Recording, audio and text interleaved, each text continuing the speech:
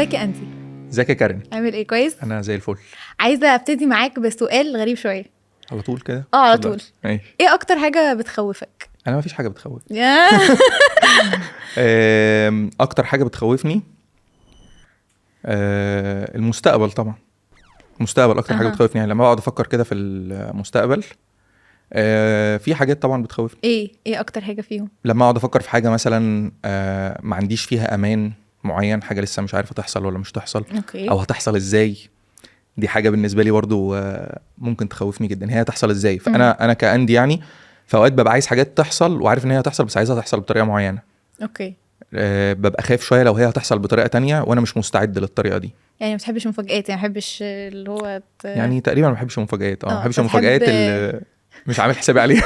تحب تبقى عامل حساب كل حاجه، يعني دي اكتر حاجه بتوترك، انك ما تبقاش مسيطر على الامور يعني. بالظبط. اوكي. بالظبط. طب تفتكر ايه اكتر حاجات في جيلنا دلوقتي بنخاف منها؟ طبعا المستقبل. برضه. طبعا. هيفضل هو ده الحاجه الاولى. مم. يعني وفي جيلنا بالاخص في ظل اللي احنا عايشين فيه من ظروف اقتصاديه متغيره جدا جدا جدا، في ظل الجنان بتاع الاحداث اللي بتحصل في العالم. هيفضل بكره هو نقطه خوف عند كل الناس. ايه اللي هيحصل بكره؟ احنا في يوم وليله بننام وبنصحى نلاقي حاجه قلبت العالم، وبطريقه ما ليها تاثير علينا.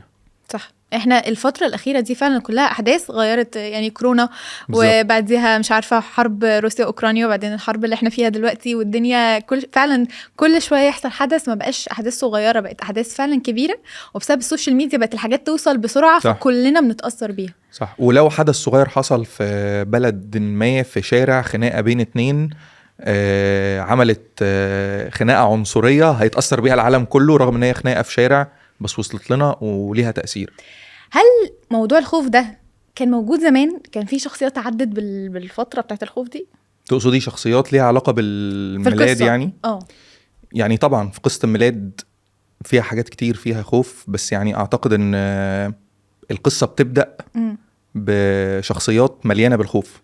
لو شفنا العذراء مريم مثلا، بتبدأ القصة بظهور الملاك وبتخاف لحدث أول مرة حد هيتعرض له. لكن بنشوف كمان يوسف النجار نفسه بيتعرض لحدث الميلاد، وبيبقى أكتر حاجة مسيطرة عليه أعتقد هو الخوف، والخوف من حاجات كتير قوي. تفاصيل القصة بتاعت الميلاد بتظهر حاجات كتير قوي في حياة يوسف وفي شخصيته، وبيظهر من خلالها كمان حاجات كتيرة ليها علاقة بالله وبسيادته وبسلطانه في القصة بتاعت الميلاد.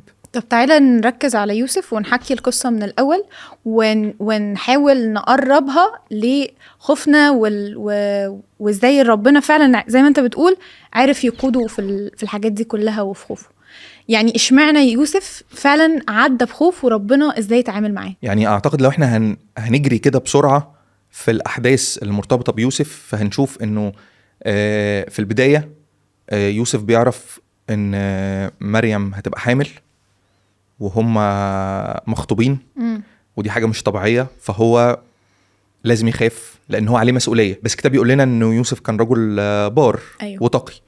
فيقول لنا كمان أنه أراد تخليتها سرا، هو كان عايز ما يعملهاش فضيحة. لكن بنشوف ملاك الرب بيظهر له وبيقول له يا يوسف ما تخافش. حب نقرأ كده النص مع بعض في متى 1 عدد 20. ولكن فيما هو متفكر في هذه الأمور، اللي هي أن هو عايز يسيب مريم، إذ ملاك الرب قد ظهر له في حلم قائلا يا يوسف ابن داود لا تخف. أول حاجة بيقول له ما تخافش. واضح أن اللي مسيطر على يوسف هنا هو الخوف. دي أول حاجة بتبان. لا تخف أن تأخذ مريم امرأتك، لأن الذي حبل به فيها هو من الروح القدس. ودي حاجة غريبة على يوسف النجار، هو مش هيبقى فاهم، ممكن يبقى مش فاهم ده قوي، لكن يقول له كده فستلد ابنا وتدعو اسمه يسوع لأنه يخلص شعبه من خطاياهم. فيوسف بالنسبة له ده حدث غريب، حاجة غريبة جدا ان في وسط خوفه يظهر له ملاك يقول له اعمل حاجة هو مش فاهم هيعملها ليه ومش عارف ايه تبعتها. لكن إن الكلمة المحورية في الموضوع ان هو بيقول له لا تخف، ما تخافش. فواضح ان اللي كان مسيطر عليه خوف. هو الخوف. بعد شوية بنلاقي ان يوسف كمل مع مريم، لكن بنشوف حدث تاني بيحصل في العالم بيكتبه لنا لوقا. انه تاريخيا في الوقت ده اغسطس قيصر قرر انه يعمل اكتتاب. اوكي. وعايزك تركزي معايا كارن ان احنا بنشوف ان في احداث بتحصل مع ناس مؤمنين، وفي احداث تانية بيتحكم فيها الله من خلال ناس مش مؤمنين. اوكي. فاغسطس قيصر هيقول ان في اكتتاب، فعلى كل واحد يرجع للبلد اللي هو اتولد فيها ويكتب اسمه اسم عيلته. في اللحظة دي بنشوف ان يوسف بياخد مريم ويروح على بيت لحم، يوصل بيت لحم، يقعد في بيت لحم، يعمل الاكتتاب في ظروف صعبة جدا جدا جدا. سكة سفر حوالي 130 كيلو هيمشوها.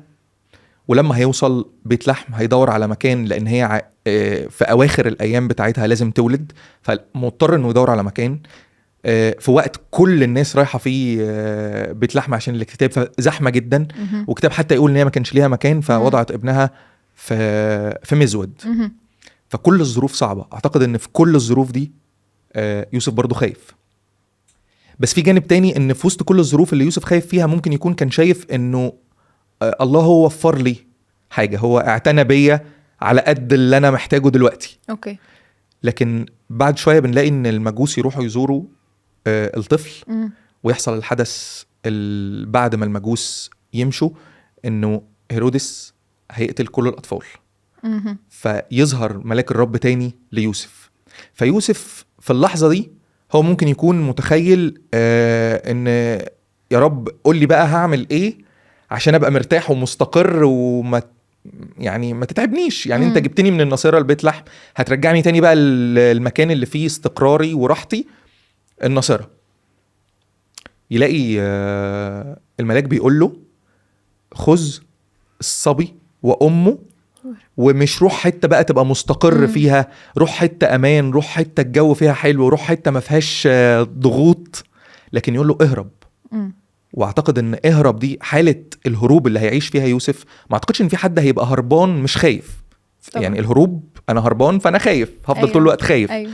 فالرب يقول يوسف خد الصبي وامه واهرب لمصر.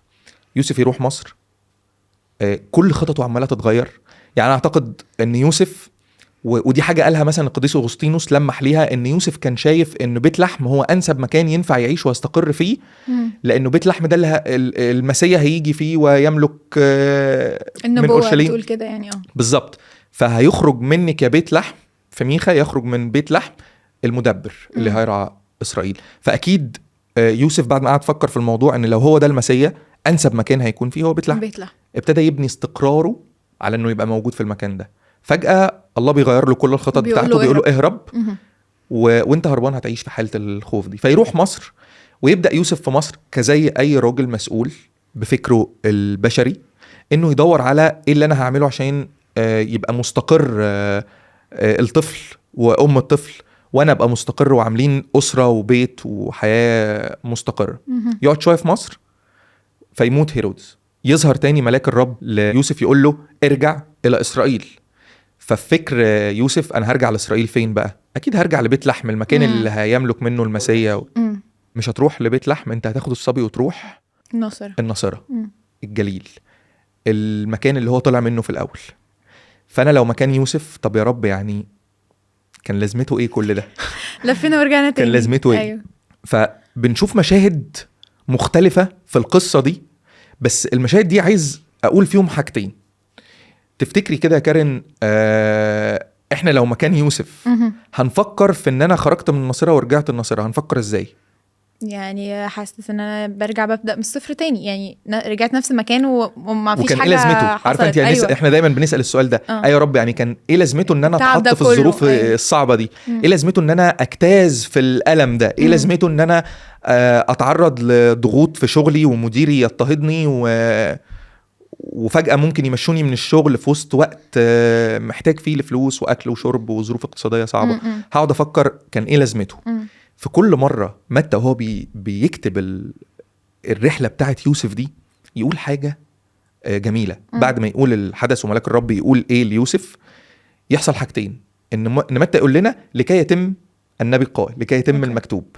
فواضح إن في مشورة عند الله هتتم. الله عنده مقاصد هتتم. واحنا جزء من المقاصد دي، بيشاركنا وبيشركنا معاه في ان الله يتمم مقاصده من خلال حياتنا وظروفنا. ده جزء. لكن الجزء التاني اللي بيظهر قوي في القصة دي هو طاعة يوسف. احنا ساعات فعلا ما بناخدش بالنا من يعني كل الاحداث دي، القصه الطويله العريضه اللي انت حكيتها بتتقال في اصحاح، او يعني بتتقال في جمل، انه يلا اهرب لمصر، فهرب لمصر وبعدين رجع. هي تقريبا جملتين ورا بعض. أيوة. لكن احنا مش بناخد بالنا انه هي سنين. يعني هو قعد في كل محطه فيهم سنين، هو مش عارف ايه اللي بيحصل، لكنه بيعمل اللي ربنا قاله عليه بس. بالظبط. فهو واقف في بيت لحم، هو مش عارف هيقعد لغايه امتى في بيت لحم، لغايه لما ربنا قاله اتحرك لمصر. هو موجود في بيت لحم وقاعد، يعني قاعد في المكان اللي ربنا قاله عليه وواقف. ودي حاجه احنا مش بناخد بالنا منها فعلا واحنا بنقرا الجمل الصغيره اللي في الكتاب المقدس. وفي حاجه حلوه قوي في اللي انت بتقوليه برضو يا كارم. يوسف كان بيطيع 100% لكل مره الله كان بيحركه فيها. وده يخليني اروح لتطبيق في حياتنا. هل واحنا في ظروف صعبه بنتحرك فيها من مكان لمكان؟ عارفه لما حد فجاه يقعد 15 سنه بيشتغل شغلانه معينه وفجاه يمشوه من المكان، او حد مستقر في شقه مأجرها وخلاص عارف ان هو مش هيسيبها، وفجاه صاحب الشقه يقول له انا عايز الشقه دي. يعني كأن العش بيتهز. بالظبط. ان فجاه كل استقراري بيتهز. كل اماني اللي انا حطيته في حاجات معينه بيتغير. حد بيقرب منه بيعمل له كده. الهزه دي بتعمل جوايا خوف. وده اللي انا ابتديت بيه الحلقه لما انت بتساليني، لان ده حقيقي. انا فعلا بخاف من حاجات بتعمل كده.